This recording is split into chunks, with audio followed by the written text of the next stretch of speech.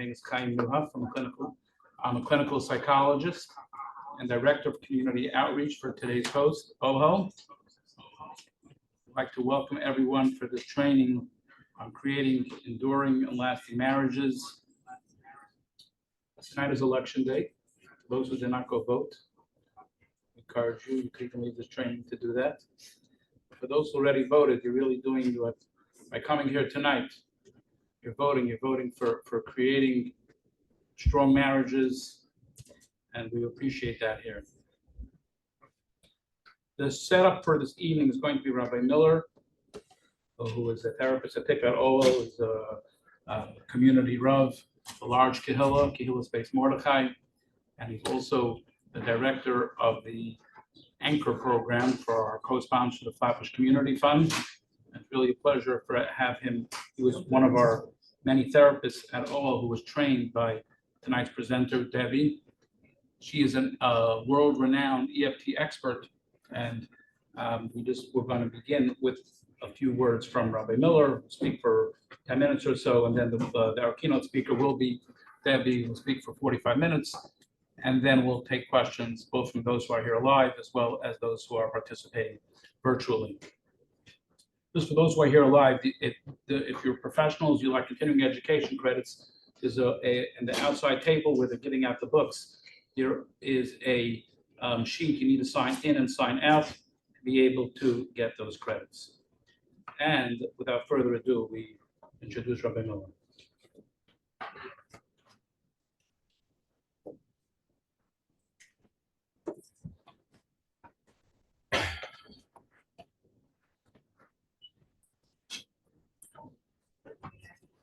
The Zoom camera. Good evening. Welcome. We truly do appreciate each and every one of you, both who are here in the room, those on Zoom, for taking time out of your very busy lives to be here with us. It's amazing that, here we found one night where there's just nothing going on in New York. Nothing happening tonight. We picked the one night on the schedule. Chaim, did you realize that tonight or whatever? Plead the fifth. But it only makes it even more impressive, everyone who's here. And I think we can promise to try to get you out of here by 9. Mm-hmm. Okay. That's my bedtime already. Right. Mine too. I want to begin by thanking our host of tonight's event, OHO, not just for this evening, but for the initiative, the action they're taking to help tackle a very difficult problem that really the world is dealing with. I don't think it's any secret that as the world becomes more interconnected, more social media, what's suffering? Real relationships are suffering. Right? You see advertisements for, that like AI can be your best friend. And you wonder sometimes, like, is anyone else seeing this? Like, this is disturbing, right? But the world is not seeing it, that literally machines are becoming our best friends. And yet what's suffering? The marriages are suffering, families are suffering. They're the victims of this. And our community, unfortunately, is not immune to it. From newlywed couples, struggling to hold on to that dream of marriage, veteran couples struggling with monotony of daily life, negative cycles that they just feel stuck in. It's everywhere. And we're all talking about it. At our Shabbos table, at our shul gatherings, in our magazines, in our podcasts, this is a discussion that's constantly ongoing. What are we going to do? But that begs the question, what are we doing about it? And that's, I think, why events like tonight, why what OHO is doing is so important. The resources, the time they're investing in trying to deal with this incredibly important issue.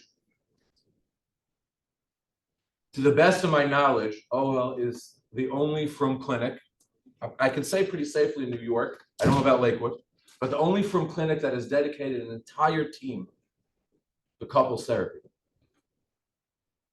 under the guidance of Yosef Garevich, who's a student of Debi's, who I've seen firsthand his incredible work. There's a team of therapists that are dedicated to providing quality work and through insurance, so that many couples who cannot have afforded this quality work otherwise can now afford it. And that is an incredible opportunity that Ola is providing our community. And for that, both I and I think all of us are incredibly grateful to Ola.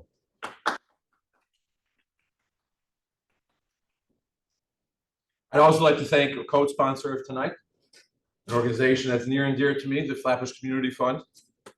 Like OHEL, the FCF, as it's known, has one goal, which is being at the forefront of figuring out how to help families in our community with their struggles. I don't know of another organization that's more open to feedback, that's more interested in evolving to meet the needs of our community. And I thank the FCF for that. And I truly believe that further collaboration between Flatbush Community Fund and OHEL is only going to lead to a real powerhouse of chesed for our community. So I thank them for that.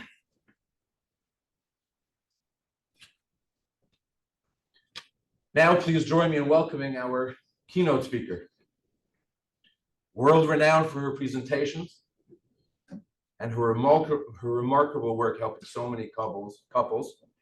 Debi, I'm not sure how to pronounce it. It's Italian. It's like Scimeca-Diaz.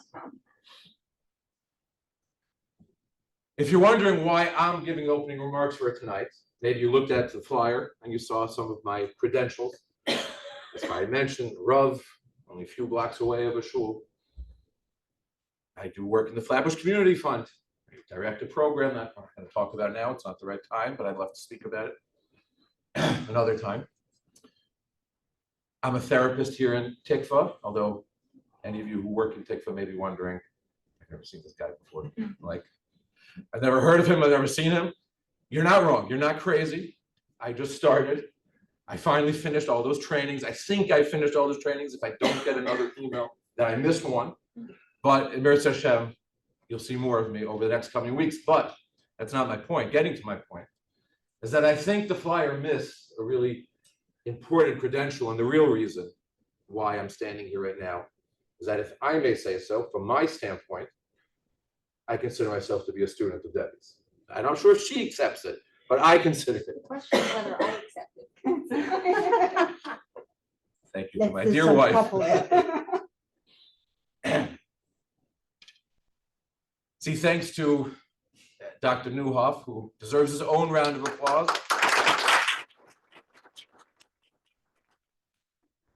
For all the work he does for the community, for therapists and the training. I had the opportunity to spend a week at one of Debi's trainings, and I can tell you that week was transformative. It left a lasting impression on me, and I want to share a little bit about what that was, what it meant to me. First of all, I believe there's a common misconception about marriage therapy, probably especially EFT.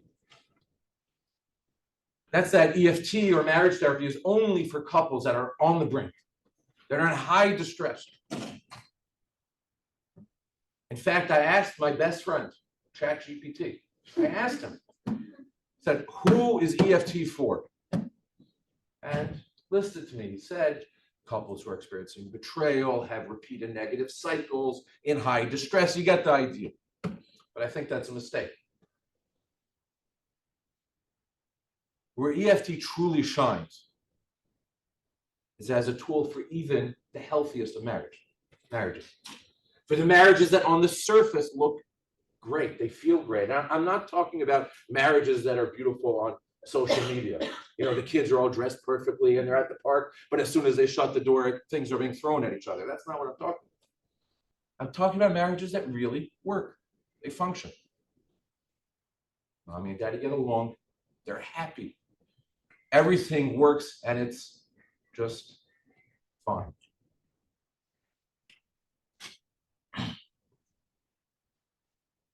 But what happens is slowly, these marriages, these couples, they're losing that spark, they're losing that warmth, and one day they may wake up and they're just leading separate lives, and they look at each other and they say, how did we get here?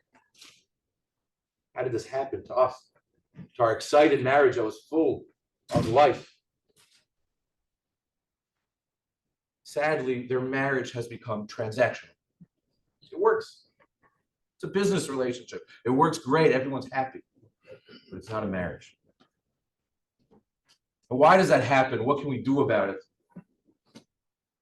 And also, I may add, how can we help those marriages that are in high distress, that are experiencing those deep negative cycles?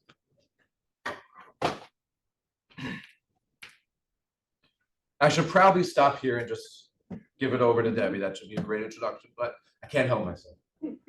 So I want to give you a little bit of my perspective, a rabbinic perspective, on where I believe EFT really comes in. And it comes in our most ancient, our earliest story in the Torah.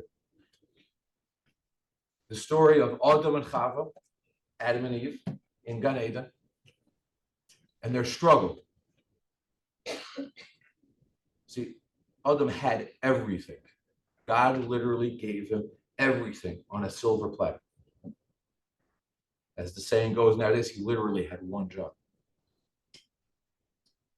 Yet, he still felt conflicted enough to eat from the Eitz Hadas, from the tree of knowledge. Why? What was the inner turmoil? What was disrupting him so much internally that he made that decision, a conscious decision to eat from the Eitz Hadas, to bring all the churban, all the destruction, all the consequences that came from that to mankind throughout history? What drove him to do that?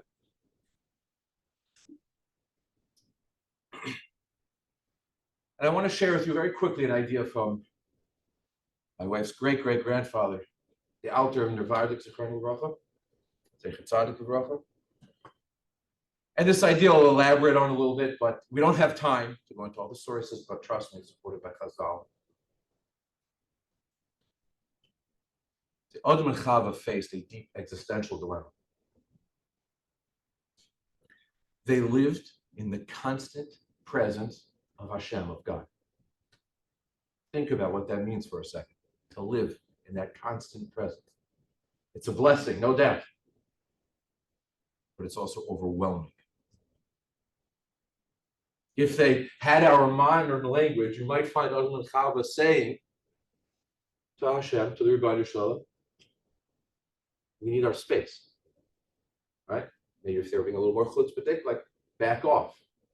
There's too much of the presence of the Rebbeinu Shalom in our lives. It is so overwhelming. Feeling that constant closeness to Hashem and to each other. By the way, this is actually a Gemara. Again, I don't have time, but this is a Gemara. To each other, their marriage. Adam felt coerced into that marriage. He felt forced by it. Made them feel insignificant and vulnerable. They felt suffocated by the closeness, and they longed for independence, for self-identity. So Adam Rishon did the one option he had, the one thing he could do to break out of this terrible cycle. What's the only thing he could do? Defy Hashem, defy the Rebbeinu Shalom, create his own space, and take all the consequences that come with it. It was worth it to him. Because he needed that space, he needed that sense of self-identity. After eating from the Eitz Hadas, what is the first thing Adam does?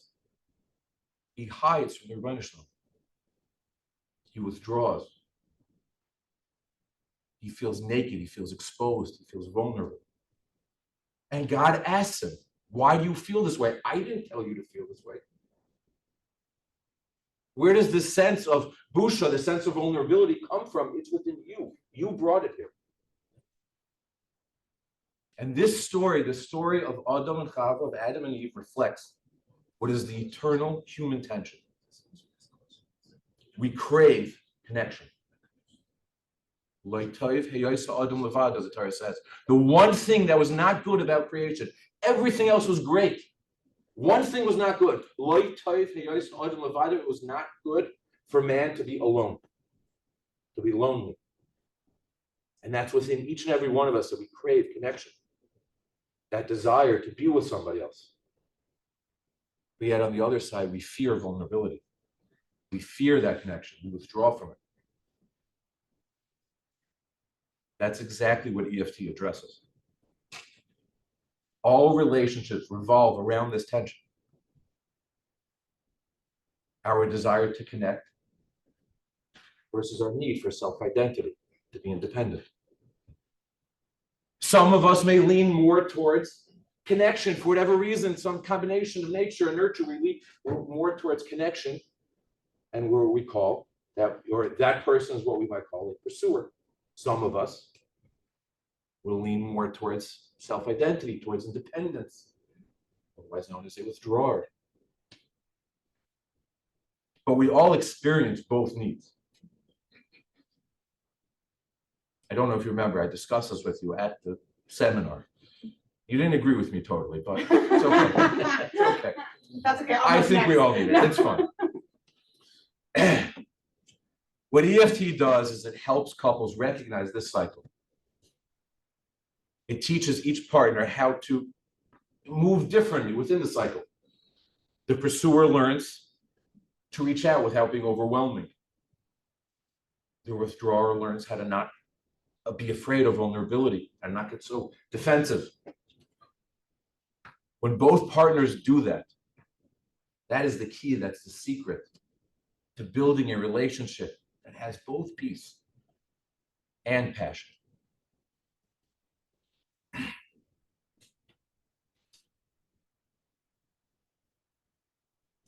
Now, if I'm being honest, EFT is not going to solve every issue. Is that okay? It won't help you to decide whether or not to go to your parents or in-laws for young people. Right? I have this all the time with people. We'll have a conversation. They come to me. They're in crisis. They're fighting. You know, should they go to their parents or their in-laws for yontif? And I'll help them have the conversation, understand why they're feeling so defensive about this, why this is triggering them so much, why they feel it's so important and have to pursue it so much. And then at the end, they'll ask me, okay, so Rabbi, where should we go for yontif? Right? You got to figure that on your own. But what it will do, it will give you the confidence to have any conversation, from the most mundane to the deepest emotional, the most vulnerable conversations. And that is an incredible gift. And I'll close with one last thought. It's actually a request. My request is to all of us, but to really everybody in this room and on Zoom, that does not be just a one-night thing. This is just to give you the tip of the iceberg, to whet your appetite. But that this be an ongoing conversation, that we can make this part of the solution in our communities for our marriages. I've talked to Debbie, and a shout out to JJ in the past about creating seminars for people in our community. If you're interested, reach out to us, to Ola, directly to me. But that there should be something, an ongoing part of solving this crisis that affects us all.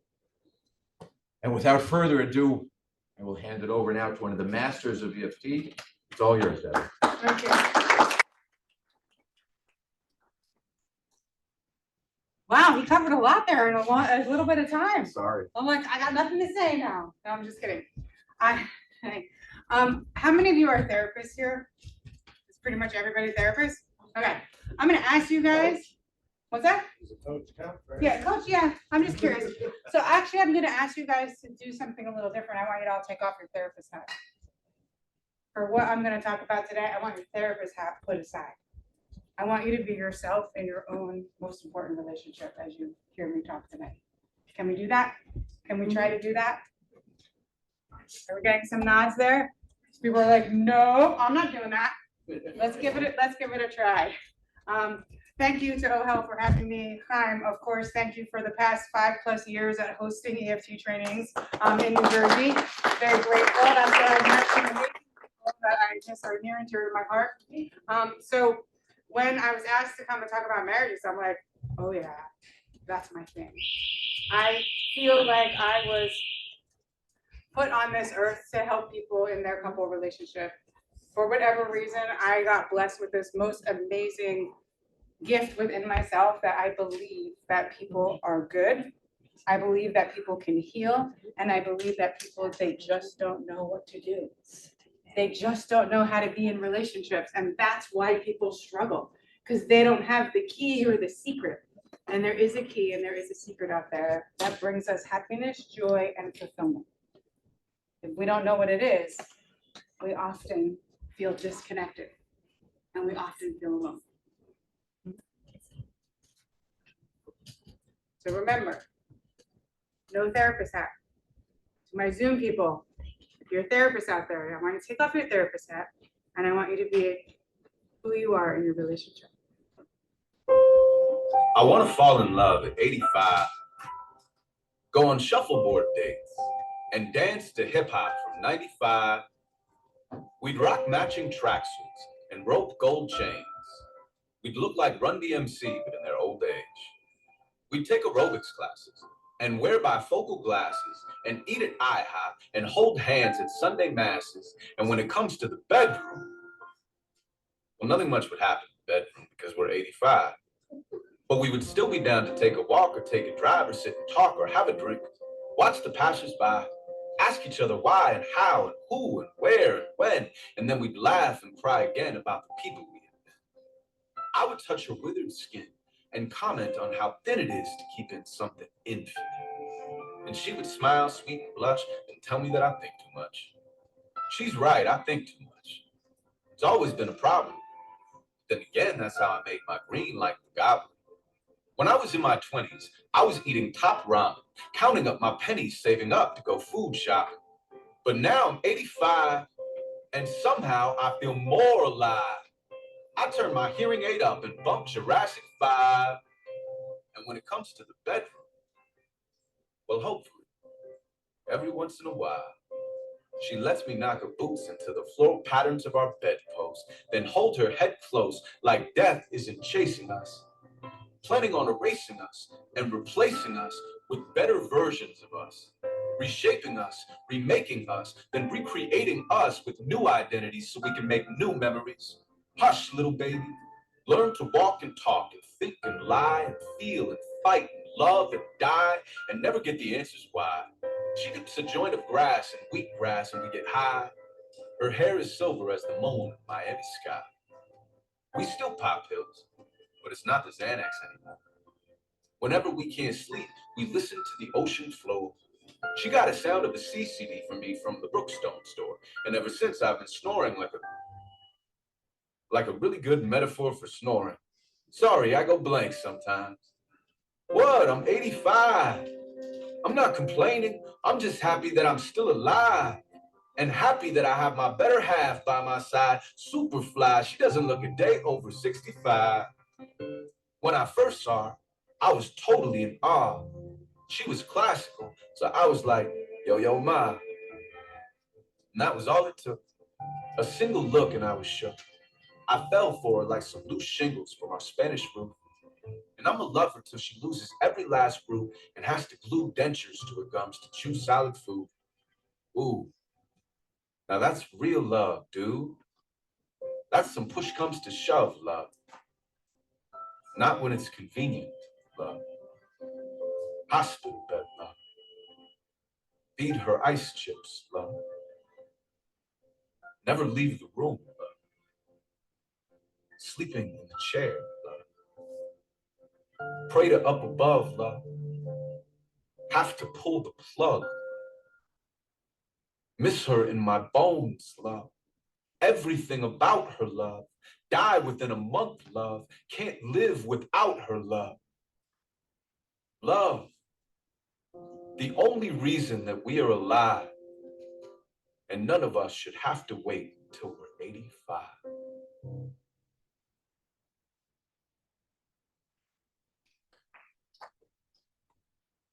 Love, the only reason that we're alive. It is the essence of our being here on this planet. What we saw up there was a connection between two people that was so strong. When push comes to love, shove. Love. Feed her ice chips, love. Lay beside her, love. Pull the plug, love. And die within a month, love. And we shouldn't have to wait till we're 85 to feel that kind of love. And a lot of us don't get to feel that kind of love. It takes a lot of work to feel that kind of love. It takes an openness. It takes a willing to risk. If we don't risk, we don't get that kind of love. And we just keep marching through life doing our thing. Love is the essence, it's the foundation of our marriage and of our family. And if we don't know exactly what love is, how do we create it in our own relationship? If we can't define what love is and put our finger on it and say, hey, we know what it is. It's not just some negotiated contract that we got into with someone. It's not just a friendship. It's not just these like crazy emotions that happen and we're romantically involved. There's science behind love, and we know what love is. And then we can know how to help people create it, which is what EFT is all about. The way our society portrays love is pretty terrible. It gives us all the wrong messages about love, and that's a problem. It's like, it's romantic, it's passionate, it's not real. It's friends with AI, where ChatGPT becomes the person that we talk to all the time. I have a client, individual client, which I rarely ever see, but I do have an individual client who is constantly talking to me about the conversations he's having with ChatGPT to help him figure out how he's going to talk to his wife. How is he going to write? How is he going to share this about his feelings in the best way that she, and he literally has ongoing conversations to come up with these letters because all he wants to do is connect to his wife. So he uses AI, and that's where he's getting his connection. When we think about marriage and we think about family, we think about marriage as the foundation of the family. The stronger the foundation in the marriage, the stronger the family, the happier the kids, the happier the couple. When our foundation has cracks in it because we haven't figured out exactly what this love is, what this thing is that we're supposed to feel, and we get all these messages that it's just supposed to happen or just supposed to be okay or this is just how you're supposed to be, our foundation isn't strong. We trip in our own cracks. We might feel empty and alone. We might feel angry. We might feel numb. Inside of us, our body knows something is wrong. Something is missing. No matter what we tell ourselves up here, when we trip on the cracks of our bond, because we haven't figured out how to create that bond because no one ever taught us, and when no one ever teaches us, we just do what we know. So when we love, we have to risk vulnerability. We have to risk putting our heart out there and letting the other see us, really see all the parts of us. And we have to risk that and risk being hurt. Love is about being vulnerable with no guarantee that your partner's going to be there. But if we want the love, we got to take the risk. And our partner love is something that's very precious. And when we can get that and figure that out and find that path together, life is easier. We can solve those problems that Rabbi Miller was talking about, the couple deciding on where to go for a holiday or something, right? Yeah. Well, I'm learning. Holiday, You know, sure. 5 years I'm learning. They can figure that out together because they can trust in what they have built. But again, our society is teaching us to be independent, to be strong, to not need anyone, to follow the roles, and to be a good husband. These are the check boxes that you need to do. And to be a good wife, these are the check boxes you need to do. And then we're doing our little check boxes and we're like, wait, something's not quite right here. Something feels off. Or we start, look what we start calling our spouses. Anybody? Codependent, narcissism, borderline, on the spectrum, controlling. Anybody ever here? Anyone ever do that? All of the above? Anyone ever do that to your own spouse? Or hear your spouse call you that? We're taking our therapist hat off. Have we ever seen our spouse through that lens? I see some smiles out there, so maybe some people have seen their spouse through that lens. Because when we don't understand what's happening, we look for an explanation.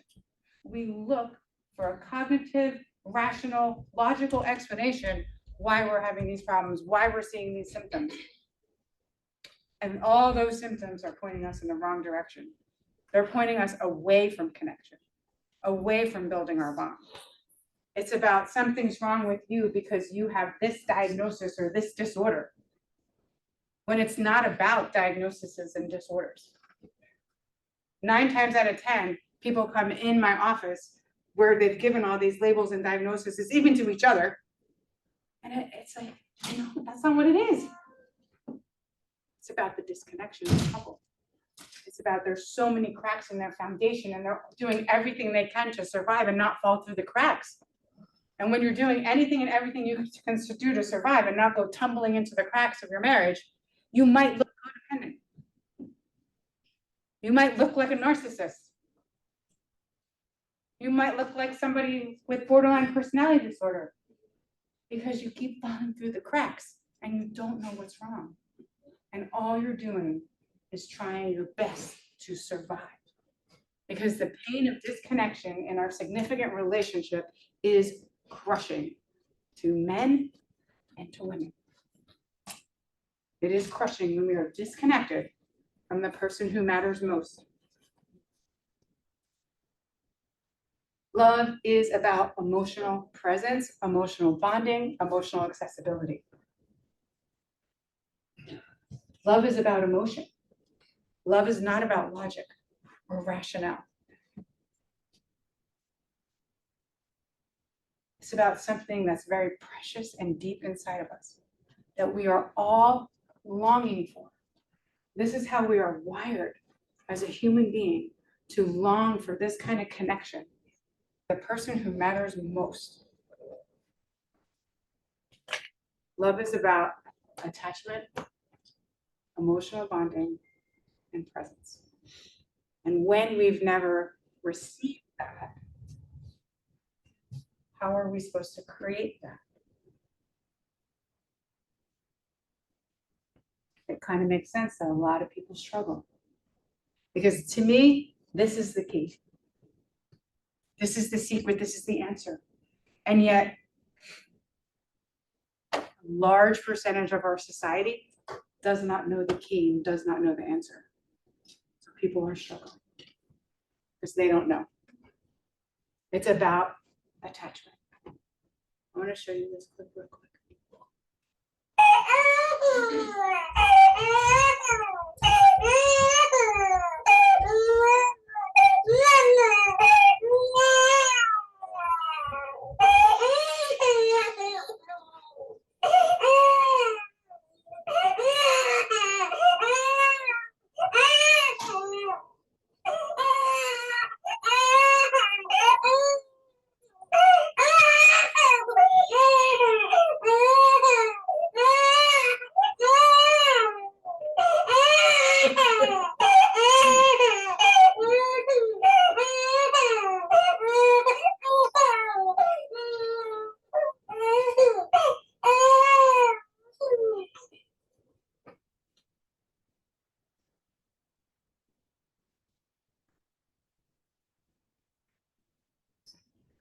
Very acceptable, isn't that? Very acceptable that a baby is crying in distress. And the most important person comes in to soothe and comfort through touch, through presence. That's how that baby stopped crying. No matter how that put the baby down, pat the back, right? The baby come. No. The baby was not having that. The baby was in attachment to stress. And the father came in and provided presence and comfort. That's what creates soothing inside of our body. We could all look at that baby and go, oh. Could you imagine for a moment if you could see your spouse through that lens? Maybe they're the baby crying. And maybe they're just longing to be held. And it doesn't look as nice and clean like it does here. It might look like it has an edge to it. It might look a little angry. It might look a little like, dismissive and shut down. But each and every one of us long for that kind of comfort. That's what attachment theory is all about. That's what EFT is all about. EFT is based on attachment theory. Attachment connection is based on our survival. This is a wired in longing and need that we have from the day that we're born until the day that we die. It doesn't go away. It's always within our body, and we're longing for it. It starts with our parents, and it goes to our partners next. Those are the most important people in our lives. Parents and then partners. We develop emotional bonding through having experiences with the most important people. Sometimes our parents miss the mark.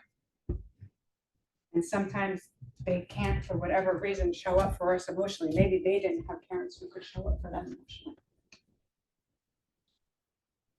So we learn to be on our own, to take care of things on our own, to not rely on other people. That is a learned experience. That is not a way that we are wired. We learn that from the experience we have when the most important person isn't there for us. Our first line of survival is connection. As a mammal, we long for connection. When we don't have that connection, we have another level of survival. Keep yourself safe at all costs. And when we keep ourselves safe at all costs, we pull back from connection to try to keep ourselves from being hurt. And that longing is still inside of us. So here I am stepping back, trying not to be hurt. And yet my body still wants to go towards you. So it comes out in all kinds of scrambled signals. That's what we do in our partner relationship. We're longing for closeness, connection, comfort, to be held. Yet we've been hurt. Because right in our loving relationships, we do get hurt. In our partner relationships, we will step on our partner's toes, we will hurt their feelings, and they will do the same to us. That's also part of our humanness. We get really stuck when we don't know what to do with that next, right? We don't know how to do the repair. So we go into protection, which creates distance.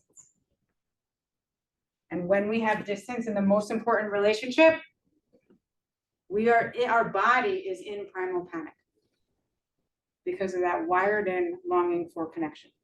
I'm sure most of you have heard about this study with the monkeys, where the mama monkeys with the baby monkeys, and all is good and the babies are provided for, and then they put monkeys in with the wired monkey and provide them with what they need, and the monkeys die.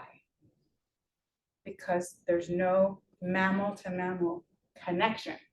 You can't connect to a wired object and thrive and live. You will die. It is part of our survival. And for whatever reason, our society tells us something different. I don't know if any of you saw the Surgeon General the warning that he put out in 2003 about loneliness. It's an epidemic in our society. Loneliness is an epidemic. Loneliness is as problematic as smoking cigarettes. And yet we're still preaching to be independent and strong and not need anybody and become more powerful, right? Success is about power. Success is about money. Success is not about money or power or big families. Success is about emotional, about feeling emotionally safe. Feeling like the person who you're sharing your life with has your back and you have theirs. When we have secure attachment, we feel that emotional connection, accessibility, and responsiveness in our relationship with our partner. And this does not mean we have this all the time, every moment. No. It means we can count on that. It means we can trust that it's there. It means that when we're securely connected, we can have connection, disconnection, and repair, reconnection. Where most couples, where we can get stuck in our own relationship if we don't have our therapist on, is the reconnection. Because to reconnect to somebody who hurt your feelings, broke your heart, scared you, hit that really raw spot inside, that real pain place that you've been carrying your whole life, to say, hey, look at this, to the person who hurt you, is really hard. It's almost a little crazy making, if you think about it, right? Like if the person who hurt you is angry and telling you all the things that you do wrong, and I'm saying, oh, you should open your heart to that person. You're gonna say, no, which is why we get stuck. Because I see you as somebody who's hurt me, and now my body codes you that way. So I can't reach to you. I can't do the reconnection anymore. So then I'm stuck in isolation, loneliness. That's not how it's supposed to be. When we are insecurely connected, there is a lack of emotional accessibility in the relationship, a lack of emotional responsiveness, and a lack of emotional engagement. Connection gives us life. It gives us energy. It fuels us to go to the next thing and the next thing and the next thing. When we can count on that and when we have that, we do better in life. In all areas of our life, we do better when we have connection. When we are disconnected from the person that we are sharing our lives with. And there's always good reason for that. What we've been through, what our experiences have been, we suffer.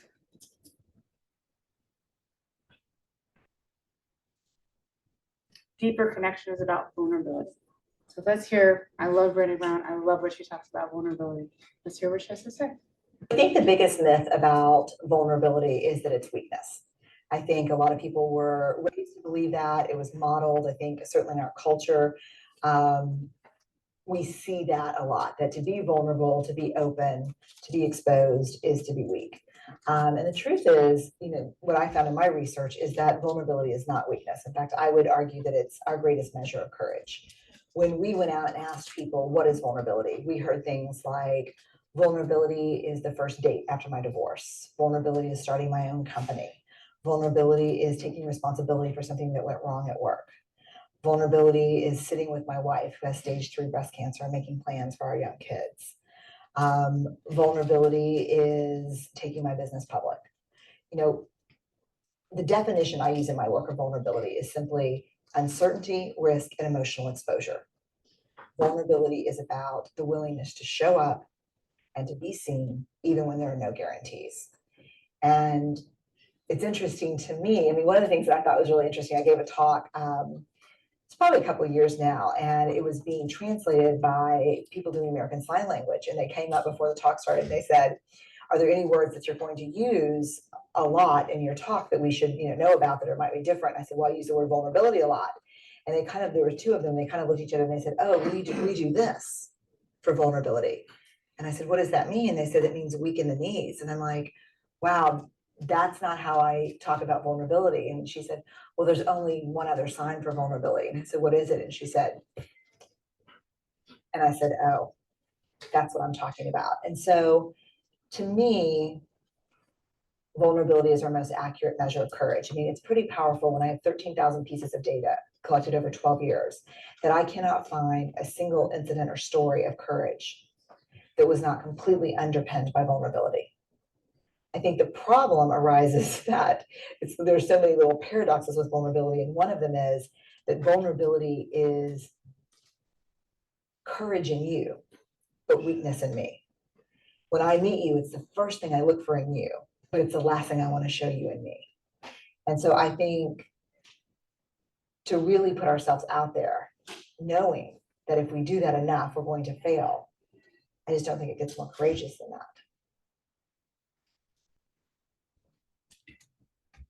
Vulnerability, the first thing I look for in you, and the one thing I don't want to show you. We love seeing other people's vulnerability, right? I love it. I could say that, being an EFT therapist for so long. It's so precious to me when people are vulnerable and take that risk, right? Where they do emotional exposure and they open up their heart, right? It's special, it's tender. But then when we come within ourselves and we imagine us doing that, oof, something else happens in there, right? Something else goes, and it goes inside of us because of our experiences we've had in life. If we've had people show up for us emotionally, come alongside of us when we were sad and hurting and scared and be there with us, if we always had that lap to crawl in and cry and just be held, men and women, if we had that, being vulnerable is not as scary. When we don't have that, our body automatically says, don't do it, don't do it, don't do it. You're not even thinking it up here. It's not even in your conscious awareness. Your body is saying, don't do it, don't do it, don't do it. And EFT helps us get connected to our body. So we can begin to recognize the signals that are happening inside and then the signals that we're sending to our spouse that are often very opposite of what we intend to send. Vulnerability is about taking that risk, going out on that limb and not knowing if it's going to crack or not. And it will crack at times. The limb will crack and we will get hurt. Can we do it again? Or does it become too scary for us to do it?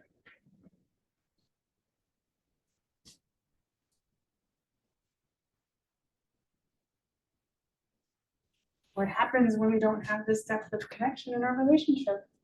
What happens when we don't have that vulnerability and everything looks fine? I'll go with what you were saying earlier. The marriage looks fine, right? It seems like everything's fine, but there's this, something is missing. We look great on paper. We act great. We can run our family business like a business, but there's something missing. And when there's something missing, we often feel sad. We might be diagnosed as depressed. We might feel depressed. Often when we are depressed and we are in a significant relationship, 9 times out of 10, the depression and the sadness, 9 times out of 10, I have to talk louder, the depression and the sadness is lack of connection with our partner. It's not feeling that emotional bond. It's feeling like the vague emptiness here because there's no emotional bonding happening because no one ever taught us how to do it. We don't know what we're doing. We're doing what we know. When we don't have that type of connection, marital discord, unhappiness, conflict. Sometimes the conflict can get really intense. Couples can fight. Couples can throw things across the room. Couples can stonewall each other and not speak for days. Because they can't find their bond. They've never been able to create that bond because nobody ever showed them how to do it. They were just told, this is how you be a good partner in a relationship. And if you do these things, everything will be fine.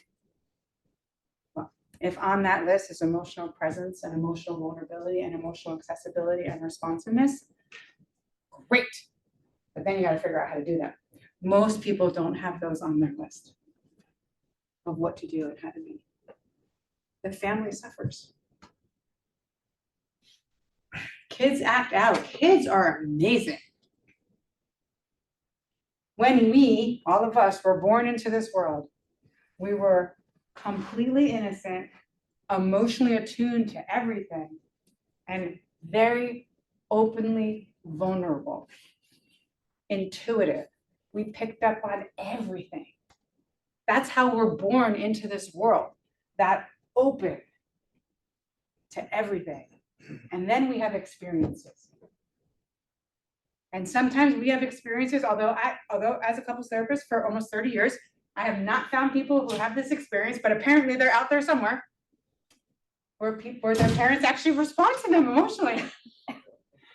What's that? They don't come to you. Yeah, exactly. So I mean, over 30 years, I'm seeing people who are coming to me, right? We suffer, kids suffer because they're innocent, they're open, they're vulnerable. And I love parents who think that they don't know that we fight. Kids know everything. The younger they are, the more they pick up. They're like little attuned radars in the family, which is why the marriage is so important, which is why the foundation of the marriage is so important, because we are building our house on that foundation. And this is why we need to help couples. This is why we need to help ourselves. This is why I'm here tonight instead of in my bed. It actually is pajama time, by the way. 8:25 is pajama time for me.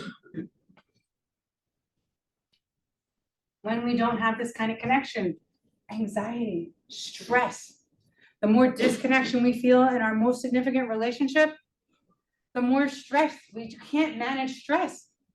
We feel stressed out, and then we're like this, or we're depressed, or we're suffering, or we're lonely. The couple relationship has the ability to soothe, and we don't use it that way because we haven't been taught how to. Your partner, when you are in distress, anybody ever almost get in a car accident and you slam on the brakes and it's a near miss and your body goes, and it's doing that thing for a while, right? It's like, I mean, you can't really settle it. If your spouse is there and you have a close relationship and they put their arms around you and hold you tight, your body calms so much quicker. When you don't have that, the body stays in that aroused state for a very long time. So there's something very special about a couple relationship, that we have the ability to do that. Hugging your spouse for like 30 seconds to 3 minutes. There's now research out there that says like you live longer, you live happier just from hugs. It's like amazing, but it also makes sense because it fits right along with the stuff that I'm talking about. The 30 years of science about attachment theory and emotional closeness. When we don't have this, we experience pain and emptiness. The longing doesn't ever get turned off. So we might look fine on the outside. We might be going off doing life and looking all great. But if we don't feel that deep emotional bond with our most important person, we are not fine, no matter how great we can present to the world. And that to me is sad, that we have to present to the world that we're fine, rather than saying, hey world, help me. Help me figure out how to fill the emptiness in my marriage. Help me not feel alone, that I'm not the only person who has this thing in their marriage. This emptiness, the conflict, the distance, the living separate lives. My couple just today said, it feels like when they were going off to a holiday event, and they both have a lot of emotional issues with the parents that they're going, but they said, it feels like we're both in our own separate rowboat. And I was like, exactly, right? That's the issue. They're not in the rowboat together, one person on one side. They're not together in it because they haven't quite learned how to get there. And yet they're working on it. That's what we're working on. This is what we all need. This is what helps us in life. Now, here's the kicker. Emotions are the most significant thing in our lives. Emotions drive behavior. They color our world. We are emotional beings first and foremost. Strong emotion, here's the one that you guys are going to love, will always override your intellect, your logic, your rational side. Always. This is why when you go to a couples therapist who gives you behavioral interventions and tells you to go on date night, and you go on date night and you end up in conflict, it doesn't work. This is why teaching couples Communication skills, use I statements when you talk, do speaker listener. That works when they're not in strong emotion, but as soon as there's a trigger of danger, I could be hurt here. You might not be there for me. Any little signal of danger that happens in a millisecond, everything goes out. Any communication skill, any behavioral intervention, any, marriage date night once a month, probably once a week, but some people can only do it once a month. It doesn't work. It's not about just being in the same room. I can be in the same room with somebody and I could feel completely alone and isolated. I could be sitting on the couch next to my husband and feel the emptiness. It's not the time together. It's the emotional connection that matters. Do I feel like you're there for me? And you'll be there for me in my time of need? Do I trust that I can turn to you with my open heart and you're going to show up with your open heart back to me? Because it goes both ways. That's one of the keys, which is why I'm saying for men and for women. This is for men and for women. Each and every one of us as a mammal, as a human being, has this longing. And when it's not nurtured, for good reason, because our parents never had it, and their parents never had it, and their parents never had it, and keep going back. Today, we're trying to make a difference. Today, we're trying to help couples create it within themselves so they can provide it for their children, so their children have a better chance. That is my mission. That is why I'm here tonight instead of in my pajamas. Is because I am committed to get out there, get this word out there, and get all couples to know about this. This is what matters. At the end of the day, at the end of your life, when you are on your deathbed, nothing's going to matter except your connection with your spouse and then your children. That's what's going to matter. Everything else that you do in life, who cares? How is that connection? How is that bond? What is that love like? What emotional risks did you take? How much did you show up for the people who matter most?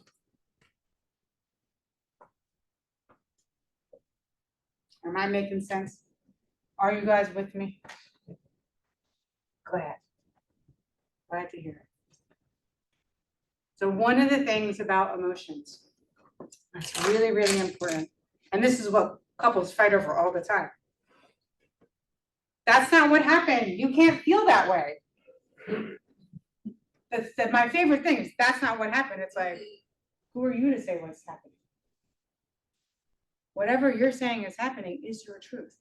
Whatever you're saying is happening is your truth. There's no right or wrong when couples get in conflict. And how many times do you, either in your own relationship or do you see your couples trying to battle out as who did it first wrong? Anybody? Anybody ever try to blame their spouse for something? Yeah. Ever? In a conflict? I've done it. You want to know why I blame my husband?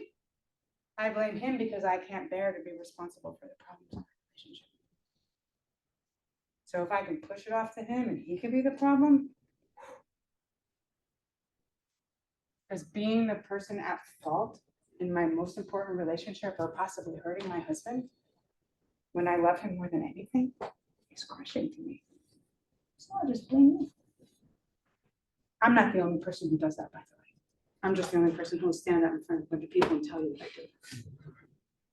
So our perception and how we experience things is real. And the way I experience something and the way my husband Peter experienced something, same thing happens to both of us in whatever's happening, could be night and day. So there should never be a battle of who's right and who's wrong, right? Because however we see things, however we experience things, it will always make sense to us. It will always make sense when we understand people's attachment relationships, what has happened to them, what they've learned about emotion and comfort and closeness and vulnerability, their behavior and how they show up in relationships all makes sense. So nobody's right and wrong. It just is. And our perception, it just is. All right, I'm gonna play a recording of people chanting, "That is embarrassing," 4 times. After the 4th time, write down what you hear.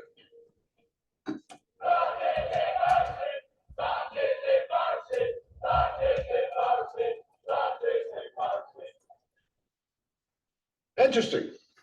Almost everyone here heard, "That is embarrassing."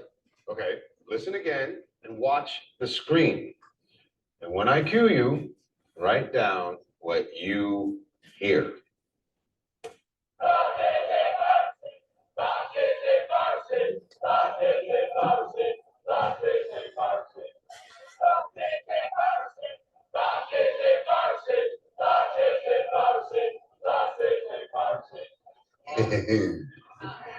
It's freaky, isn't it? You heard the same thing every single time. Our eyes and ears take in electrical signals which our brains interpret based on our expectations. We don't see reality. We see our reality. I have to say, I've seen that so many times, and every time I see it, the only thing I hear is "that is embarrassing." And I try so hard when the new things come up, but ever since that first one like locked in my head, that's all I hear. I don't know if you guys could hear the other ones when it was going, but I show that a lot. And it's such a powerful thing because my expectation is that's what it's going to be. So when I have an expectation in my most significant relationship that my partner is going to do X, guess what happens? Even when they're not doing X, I see them do X, I feel them do X, they do X because it's my expectation. And part of that expectation, embracing myself in this relationship, is about how we protect ourselves. I don't want to be hurt here, and you're somebody who's goes off on your own all the time and turns away from me and like goes and does other things, goes out to friends, goes out to study, goes everywhere, but is with me. So maybe you're home one night and you want to spend some time with me and you like, I don't know, walk off to say goodnight to one of the kids. Right away, my body's like, you're not here for me. You're gone again. And my body is doing that to protect me.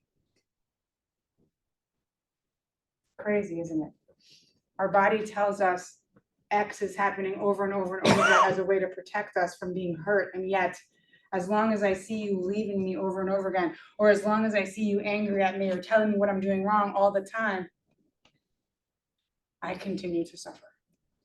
So it doesn't really protect us.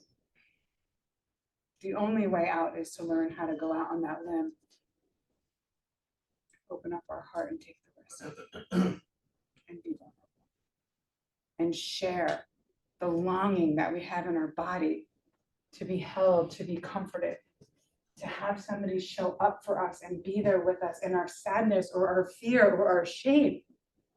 Because we all have that. Another thing we don't talk about in society, but we all have those emotions. And what we need most, what makes them tolerable and doable and manageable, is the presence of another. And the person we need most is our partner. Not our therapist, even though the therapists are the person who starts out being that person. If you're an EFT trained therapist, that's what we do.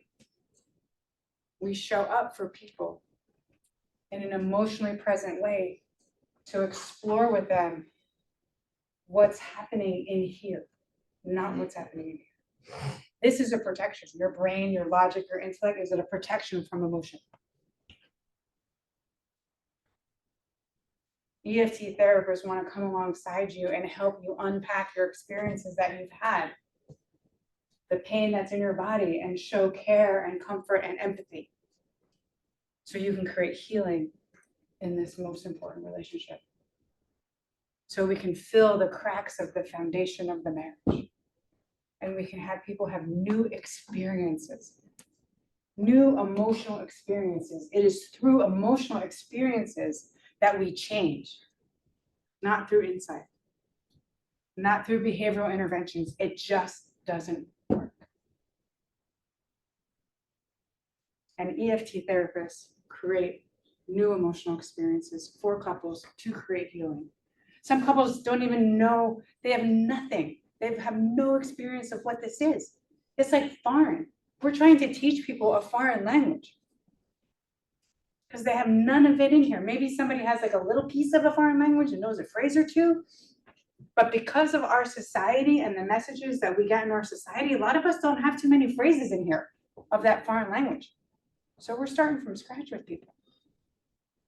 But let me tell you, people like coming to EFT therapists because we get right to the heart of the matter. We're always holding that attachment significance. This person sitting next to you is the most important person to you. Or this person sitting next to you wasn't supposed to do what they did to you because they're the most important person. They weren't supposed to do it. Your partner is not supposed to hurt you, right? Yes, no, maybe so. Everybody's falling asleep. Come on, let's go, everybody. They're not supposed to do it. Our body says that. Our body says you're not supposed to hurt me because you're my spouse. And then I get hurt. And then I have to protect myself from being hurt from you anymore. That's when the body starts to code. Not here, in here. The cells of my body start to code you as someone who's dangerous. So anytime there's any kind of closeness or step towards closeness, my alarm bells go off in my body and they pull me back. Whether I'm a pursuer or withdrawer, it doesn't matter. We all have alarm bells. And our alarm bells pulls us away from going out on that limb and doing this. And if we can't go on the limb and do this, we can't heal. We keep the cracks in the foundation, and the more we keep the cracks in the foundation, the more we can't heal, the bigger the cracks get. And the more we suffer.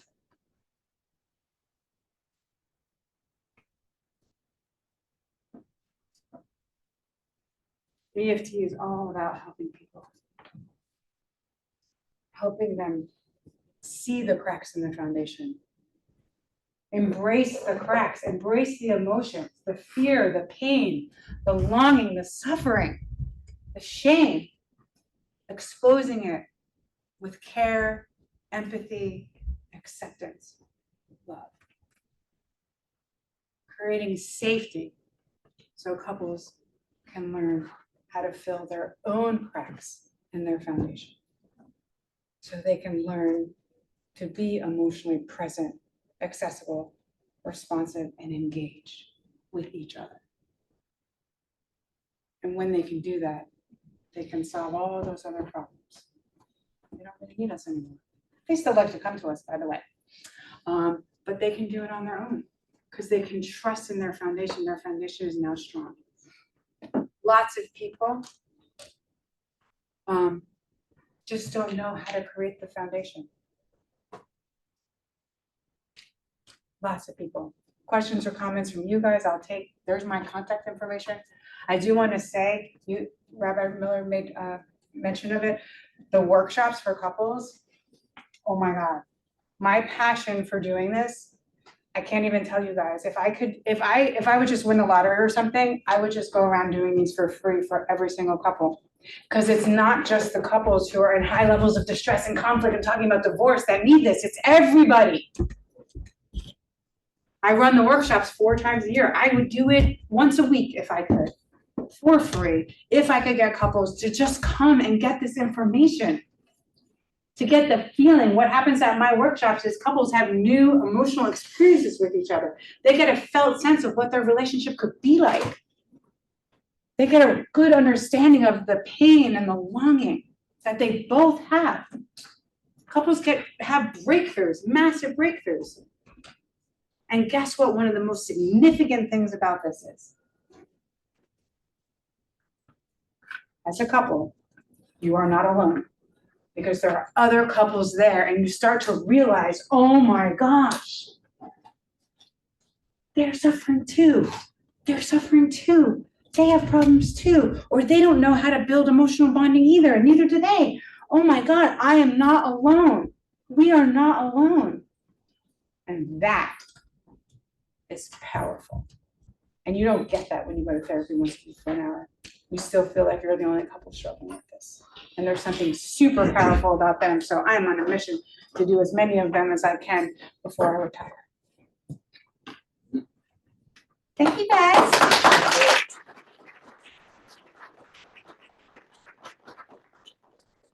Cool. Questions, comments, or thoughts? So we're gonna take questions both from the floor here, or anyone on Zoom also can send us questions. I'd like to thank everyone for attending. Really was a wonderful presentation on foundations of marriage attachments. Very much appreciated. We will be sending out the recording to all those who registered. We will send you the recording.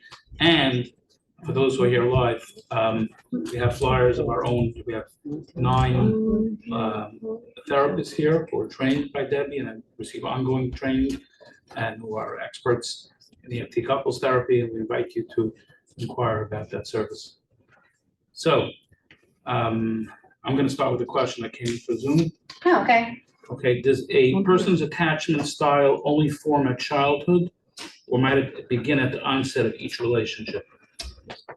First of all, I would not consider, I don't talk attachment style, I talk attachment strategy, because our attachment strategy is how we cope in relationships. So if I am somebody who is in a relationship with somebody whose their strategy is to be more avoidant, I can become more anxious to try to get their attention.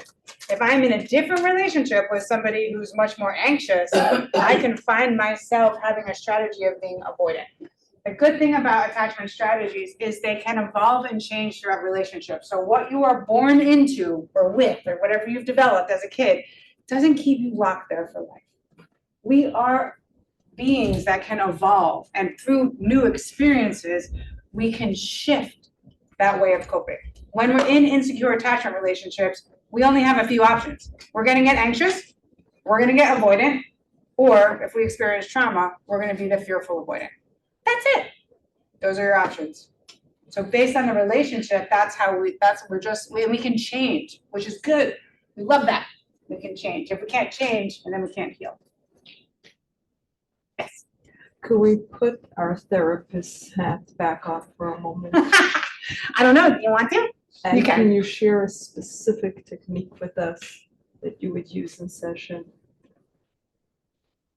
Whoa.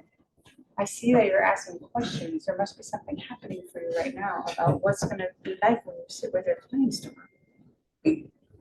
That's an EFT intervention. We'll be having a full EFT externship. That's great. Coming up In April. in April.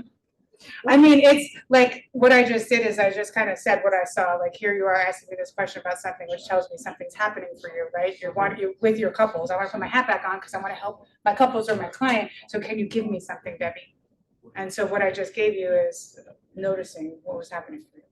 Because as an EFT therapist, we want to say what we see and notice it and get the person curious as to what's evoking that right now. So, in other words, technical, start using clients' words back to them instead of trying to be smart and reframe everything and say it in a smarter way. When someone says, I feel sad, say you feel sad.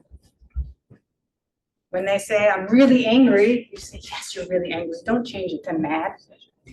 Don't change clients' words. Use clients' words as a way to connect with them, as a way to run their experience through your body. That's a technique. Helpful? Question, JJ? So if you have, theoretically, a couple and the man is convinced that needing his wife and needing a yes. hug is weak, Yeah. pathetic, and babyish. Those are all 3 words that different couples. I'm going to say that makes so much sense. Of course you feel that way because those are the messages you receive. You receive those messages your whole life. That needing a hug from your wife means that you are babyish and something's wrong with you. Right? That's so hard. So I would just validate and give that guy permission for the view way before I try to show him something else. Permission. We give our clients permission for their experiences. We don't try to change people. It is actually in EFT, it is actually through validation of our clients' experience and feelings that we create change. We don't create change because we push them into a new place. It is actually accepting them and making sense out of what's happening for them because society gave you all those messages. Society continues to give you those messages and it tells you that. That's not how you were born into this world. That guy was born just as naked as all of us. just as vulnerable, just as exposed, just as emotional and intuitive. And then he had experiences which taught him, no, no, no, no, no. Yes.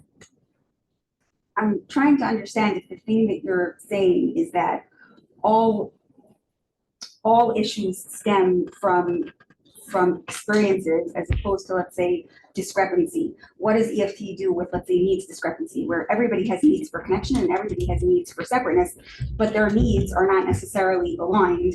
Like, I might need more or less closeness and connection than my spouse. If you feel securely connected, you have that emotional bond, and you can trust that that person is there for you, and that you can trust and lean on that bond, that doesn't matter if you need separation. It doesn't, because it's okay, because I could always trust on the bond. So secure attachment, we don't have those issues. If we're having that. In your example, right? So if I am fine with the closeness, so we don't need closeness, but the other person needs closeness. They're not fine with the closeness. Meaning there's a discrepancy. So how does EFT deal with need discrepancies? We don't look at it as need discrepancy. We look at it through an attachment lens. And if one person in the relationship is feeling distress, the relationship is in distress. That's how we see it. Running everything through an attachment lens is that's just how we do it. People come in with their complaint, and as an EFT therapist, we look at that from an attachment perspective. The person who needs more time on their own, what was their life experiences? How come that makes sense? What did they go through in their life that got them to that place, right? Versus the person who's like longing for more. What happened to them? What were their experiences? When couples miss each other, they end up in what we call negative cycles. And if one of you is looking for space and one of you is looking for connection, you can completely miss each other, and then you're in a negative cycle. And then you don't have that secure bond that you can lean on, because that's what the negative cycle does. When we have misses and misattunement, we have emotional distance. We protect ourselves. The more we protect ourselves, the more emotionally distant we are, the more we get caught in these cycles. Yes. That's the question of. Everybody's got their therapist hat on. No, you're like, I don't have my therapist hat on. I just said the parent. Some people are more difficult than others. And how do you tell somebody you're just being wrong? How do you say that's your kid? No, well, you have, as a parent, As a parent. and having gone through these experiences and having watched many other kids, and as I've taught, some kids, people are rough, and some people are easy to deal with. You got the rough person, the guy, the girl, you got the easy person to deal with, and we're trying to align them somehow. You can't say, it's all da da da da da. We're talking about people who got into a relationship? A person who's had a rough life got into a relationship with an easy person? Someone's not had a rough life, is a rough person. You're being, whatever. Like you're Oh, my diagnosis that was on that screen, you're being narcissistic, No, but he you're being really borderline, you're being. The person's actually narcissist.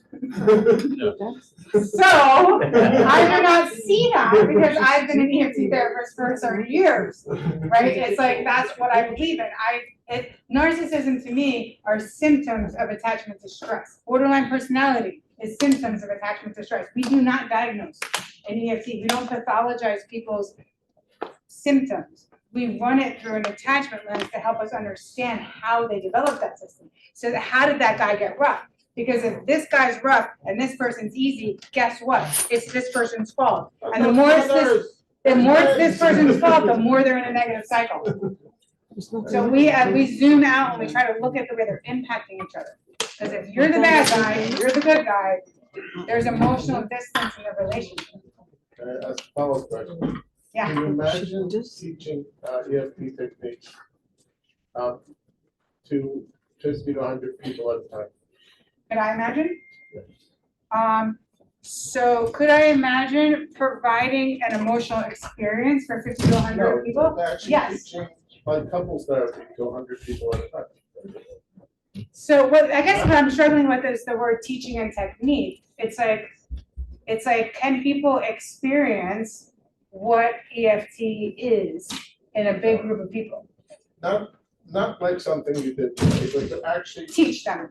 Actually, Cognitively. teach cognitive techniques, as if I was doing therapy with somebody on a 101, but that's expensive and hard to do. Yes. Could I take 100 people, guys, 100 women, 100 guys, or 100 couples? You guys want to have a better marriage? I'm going to teach you EFT. No, you guys wanna have a better marriage, you're gonna come to the Holy Tight workshop. And it's gonna be 2 days, it's gonna be really intense, and it's going to teach you some things, right? Cause there is a handbook that goes with it, Okay. right? They're gonna teach you some things. The bigger thing that you're walking away from is the emotional experience of those 2 days that you are immersed in with your marriage, with other people around you. That experience is the power. And yes, you're gonna have like a little booklet that's gonna help you recognize your cycle. And it's so, and again, the most powerful thing isn't what you learn up here. It's what happens in here.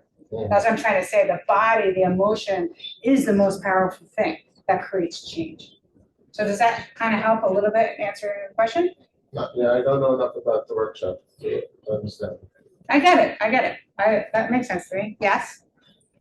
Do you teach at all therapists to prepare single people to be better spouses and to understand That's what. what you are bringing to the world, to So we would, single people? so what you would So have, that we perhaps might avoid or just have a better understanding of not just future spouses, but all relations. right, so single people have attachment experiences also, right? So we can help Yes, and we single suffer people. from not having that even more so. From not having a current relationship, is that Well, for example, especially in the religious community, we don't touch, we don't hug, we don't have premarital sex. So we are predestined to, while being single, to have anxiety, be depressed, and feel lonely, according to what you said. So how will therapists deal with that? So it's called Because I'm not a emotionally, therapist, I'm a patient, a emotionally, single patient. EFIT, emotionally focused individual therapy, is still gonna have an attachment base, it's still gonna be experiential, and it's gonna help you and or the individual who's in front of you get a felt sense of what your experiences are that led you to who you are today, and create healing in the relationship with the therapist if you do not have a partner to do healing with. The therapist becomes the healing of attachment. Which could then predispose us to a better relationship in the future. Yes. Great, thank you. You're Teaching. welcome. Hallelujah. Yes, We're gonna have to end soon, but can I get one question from the Zoom? yes. Okay, he has hurt me so deeply, hurt my children, hurt my parents, I hate him. Can EFT help? I would say yes, because I believe all relationships can be healed if people are willing to come in and do the work. So willing, right, and comes in and does the work, you can heal.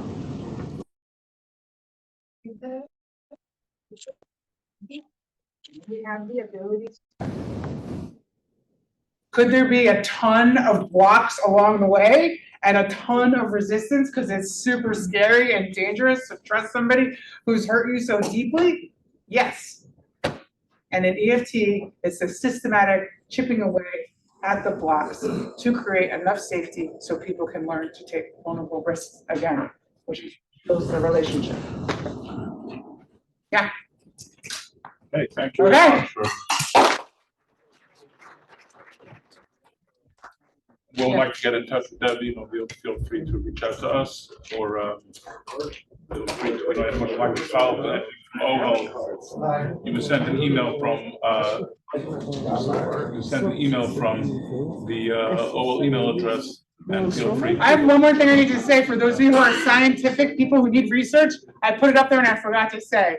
There is a ton, 30 years of research on the effectiveness of EFT. So if you're sitting there kind of wondering about this and you like the science behind it, go look at the summary of the